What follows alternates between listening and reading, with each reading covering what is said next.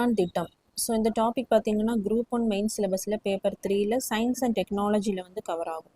So இந்த திட்டத்தினுடைய நோக்கம் என்ன அப்படின்னா, அனைவருக்கும் எளிதாகவும் பொருளாதார வசதிக்கு ஏற்ற வகையிலும் அந்த வானூர்தி பயணத்தை மேற்கொள்ளக்கூடிய ஒரு திட்டம் தான் இந்த உடான் திட்டம். ஸோ இந்த திட்டமானது 2017 ஏப்ரல் 27 வந்து நம்மளுடைய பிரதமர் மோடி அவர்களால் சிம்லா டு டெல்லி வரைக்கும் அந்த முதல் வானூர்தி திட்டம் வந்து தொடங்கப்பட்டிருக்கும்.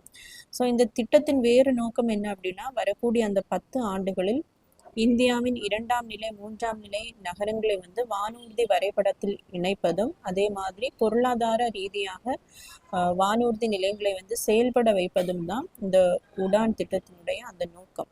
ஸோ இதுவரைக்கும் இந்த திட்டத்தின் அடிப்படையில் 93 வானூர்தி நிலையத்தினுடைய அந்த குவாலிட்டி தரத்தை வந்து இன்க்ரீஸ் பண்ணியிருக்காங்க.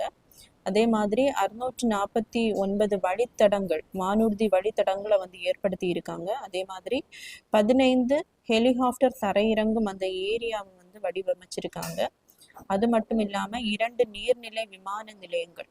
ஸோ இந்த ஸ்கீம் வந்து 10 இயர்ஸுக்கு தான் இந்த ஸ்கீமானது போடப்பட்டிருக்கும். இப்போ பார்த்தீங்கன்னா இந்த ஸ்கீமை இன்னும் 10 வருடத்திற்கு வந்து இதை எக்ஸ்டெண்ட் பண்ண போகிறாங்க. அதன் அடிப்படையில் திரும்பவும் ஒரு 120 நகரங்களை வந்து தேர்ந்தெடுத்து இந்த உடான் ஸ்கீம் திட்டத்தில் வந்து அந்த வானூர்தி நிலையங்களை வந்து மேம்படுத்த வந்து போகிறாங்க.